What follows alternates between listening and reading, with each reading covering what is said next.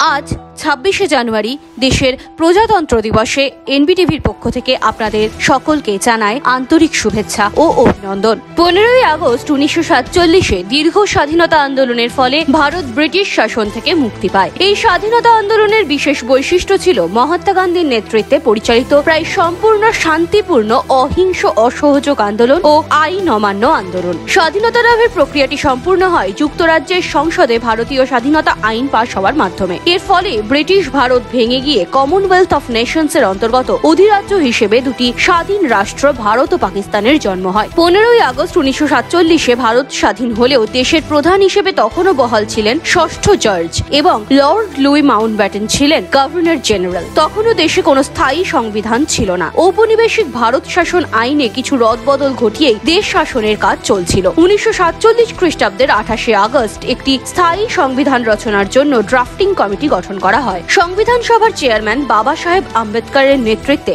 সংবিধান খসড়া কমিটি সংবিধান তৈরির কাজে হাত দেয়। ওই কমিটির সদস্য ছিলেন কে এম মুন্সি, আল্লাদি কৃষ্ণস্বামী আইয়ার, মোহাম্মদ সাদুল্লাহ, এন মাধব রাও এবং গোপাল স্বামী আয়েঙ্গার। সংবিধানের খসড়া কমিটির সভাপতি ছিলেন দেশের তৎকালীন রাষ্ট্রপতি রাজেন্দ্র প্রসাদ। ৪ঠা নভেম্বর ১৯৪৭-এ কমিটি একটি খসড়া সংবিধান প্রস্তুত করে গণপরিষদে জমা দেয়। চূড়ান্তভাবে সংবিধান গৃহীত হওয়ার আগে ২ বছর ১১ মাস ১৮ দিন ব্যাপী গণপরিষদ এই খসড়া সংবিধান আলোচনার জন্য ১৬৬ বার অধিবেশন ডাকে। এই সমস্ত অধিবেশনে জনসাধারণের প্রবেশের অধিকার ছিল। ১৯৪৯ সালের ২৬শে নভেম্বর স্বাধীন ভারতের সংবিধান গৃহীত হবার পর ঠিক করা হয় ১৯৩০ সালের ২৬শে জানুয়ারি প্রথম স্বাধীনতা দিবস পালনের জন্য। সেই দিনটিকে শ্রদ্ধা জানিয়ে ১৯৫০ সালের ২৬শে জানুয়ারি থেকে ভারতের সংবিধান কার্যকর হবে এবং সেদিন থেকেই প্রজাতান্ত্রিক ভারতবর্ষ বা রিপাবলিক অফ ইন্ডিয়া হিসেবে পরিচিত হবে ভারত। বহু বিতর্ক এবং কিছু সংশোধনের পর ২৪শে জানুয়ারি ১৯৫০-এ গণপরিষদে ৩০৮ জন সদস্য